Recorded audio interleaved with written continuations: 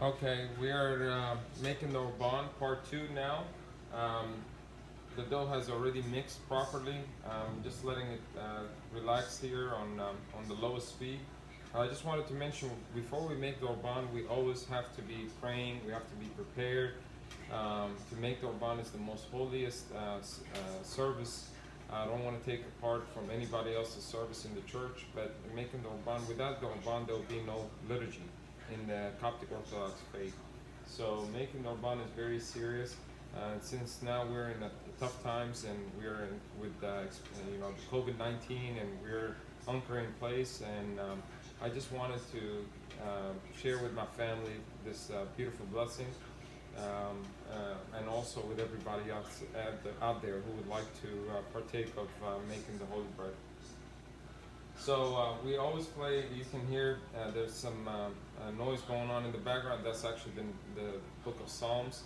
We always play that when we're making the Holy Korban. We wash our hands very well before we make the Korban. I'm actually going to take off my wedding band while I make the Korban, so nothing gets in there. I will go ahead and turn this off. And you can see it's all collected together. That didn't take no more than 5 minutes.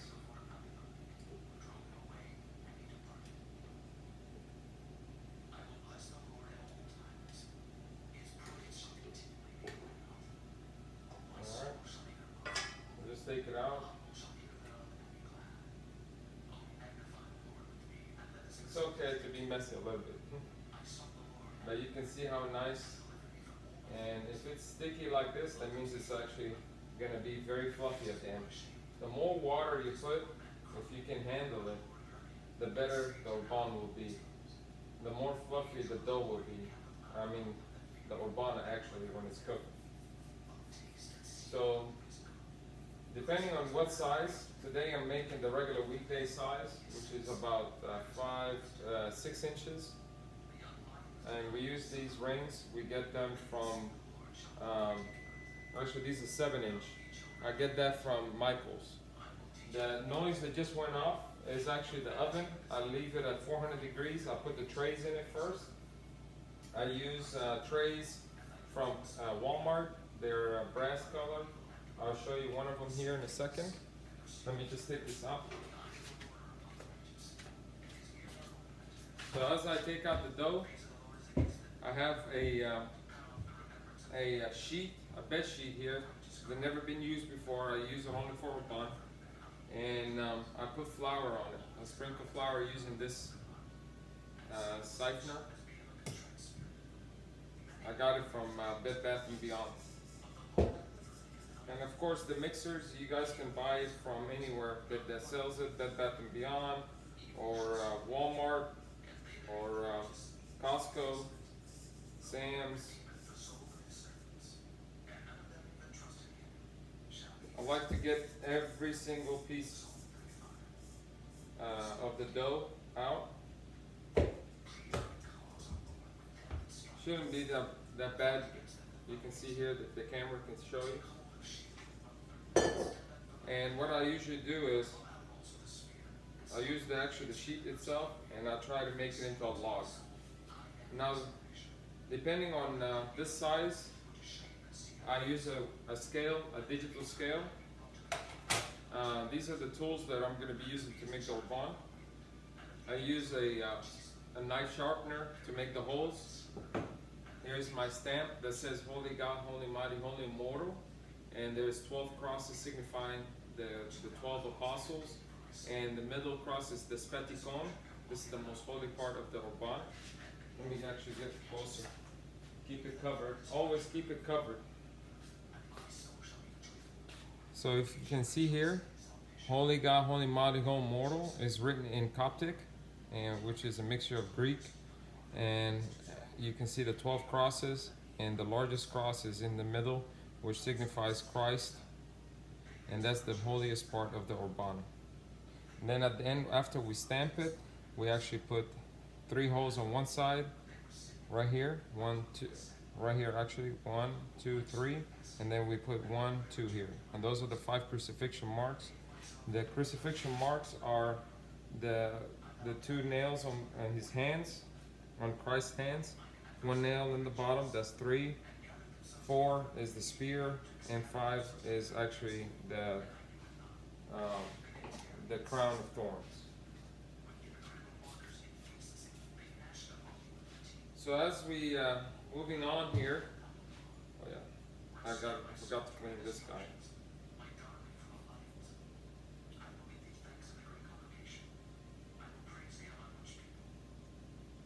I love making the Korban. It's a huge blessing. Like I mentioned, I've been making it since 1990, and I decided to make it at home lately, just because of the travel time, and I usually bring it in to the church with us when we have liturgy. God willing, the church will open up very soon. So I turn on my scale. I usually have it set on ounces. In this size, I will make it closer to 1 pound. So it'll be, I'll make it 14 ounces each, 1378. I'll make it 13.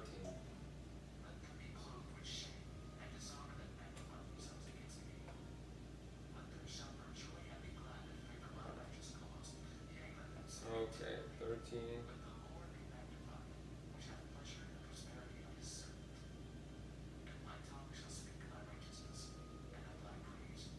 You know what? I'm gonna make it 9. Sorry about that.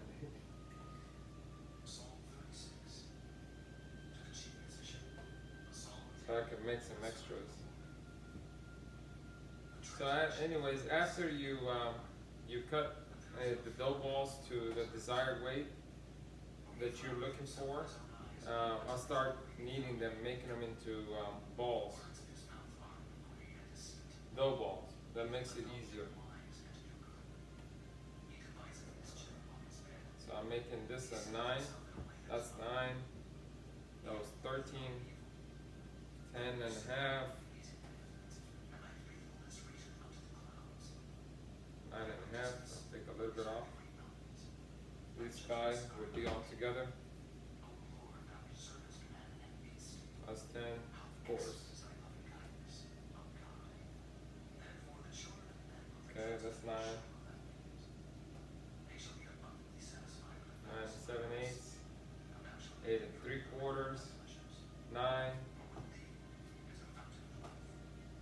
7. Okay, so that's almost 8. So I just go ahead and I make a mushroom. I want to show you here, because this is vital. You have to sit there and make sure that the dough ball, as you can see, how I'm kneading it. And then after that, I bring it in.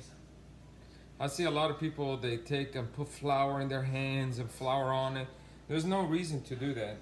If the dough is right, in my recipe, which is 1 pound of flour to 10 ounces of water, 10 to 11 ounces of water to half a teaspoon of yeast. And depending on how many pounds, so if you're making 2 pounds, you use 20 ounces. And then you cut that weight by half. So it's 2 pounds, you use 1 spoon. So that's why I put 2 pounds and I put 1 spoon and a little bit. So that dough ball, as you can see, and we're using always warm water. Very nice. Thank God. And so on and so forth. I'm going to show you another one here. So again, I knead them and I make it. And you make sure that there's no seams in the bottom. See? There's another one. This one was bits and pieces from the rest of them. So you can see here how the mushroom,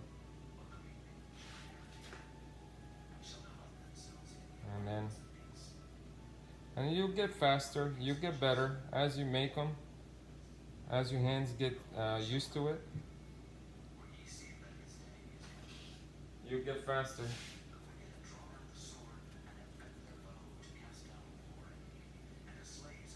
So in this particular case, we went ahead and used 2 pounds of flour, 21 ounces of water, and a teaspoon and a quarter of yeast, and it brought out 1, 2, 3, 4, 5, 6, almost 6. There was one that was smaller.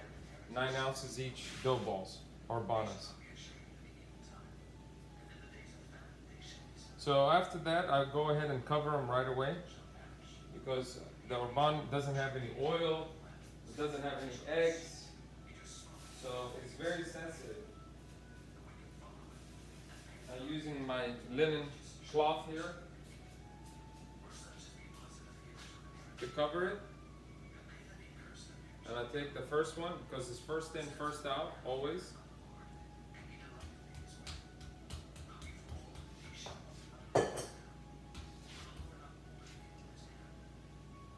And I use my rolling pin.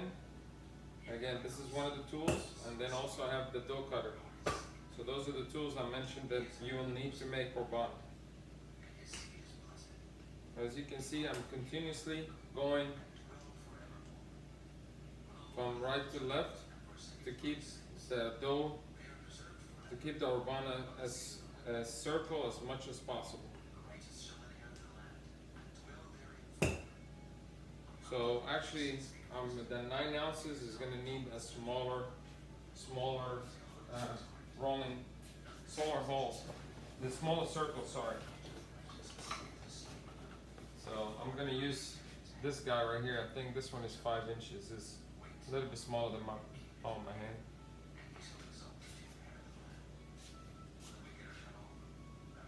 Yep, that works perfectly.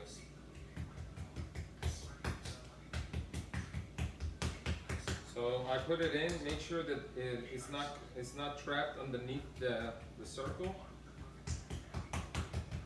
And you use the palm of your hand to keep the flat side, and you keep it even. So the dough ball at the end will be this exact thickness of this crochet. These are made for crochet, I just remembered, at Michael's. So it'll be the exact thickness of it. Then after that, I'll bring out my the trays from the oven.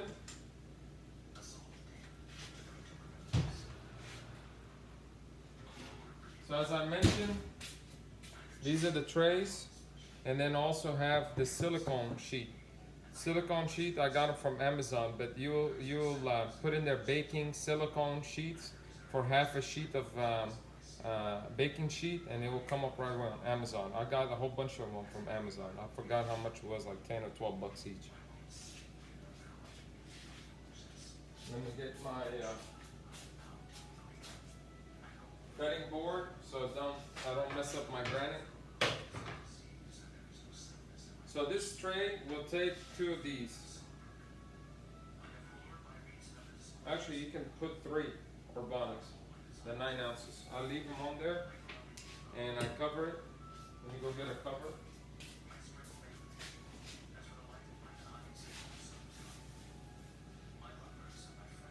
There you go. See? Okay.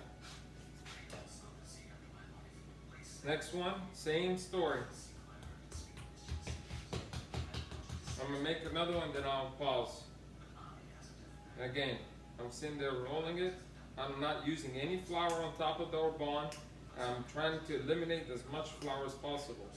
So the only flour should be in the bottom of the urbana, so you don't ruin the face of the orban. And again, the orban is a circle because it signifies Christ, as we mentioned. It has yeast, which signifies the Coptic Orthodox Church deciphers the yeast resembles bacteria, which is sin, and Christ took our sins and was offered on the altar. So also the Orban is a circle because it signifies Christ, again, as I mentioned, is the Alpha and the Omega. And again, people might be asking, why is he not stamping it? I'm going to stamp it. I just let it sit there and rest for about 10 minutes until I do a second tray. Actually, after I do all of them, then I will stamp at the end. I realized that throughout the years, is that, let me lower this so I'm not yelling. I realized that throughout the years that as you wait, the stamp comes out much better. So you're not waiting the duration of the rising process, but you're only waiting just for about 10 minutes or so from cutting the first Urbana. And as you can see, I always start from where I started to the end. First in, first out. And I'm going in an assembly line. So back to the Urbana, the signification. So it's a circle because it has no beginning, no end, just like Christ. It's the Alpha and the Omega. And he has no beginning, no end. What else? We talked about the stamp already. So as you can see, I made them into, these copper, I'm actually holding it by hand and it was in the oven. It's not really that hot anymore, it's warm. But I separated them, I would say about 1.5 inches from each one. And I sit there and cover it right away so you can rise. It helps the rising process when I warm it up. My oven is set at 400 degrees Fahrenheit. And I've got some flour over here. It drives me nuts when I make a mess. But it's okay. I will reuse it. Okay. Let me get my other cutting board. I'm going to get the next tray out of the oven.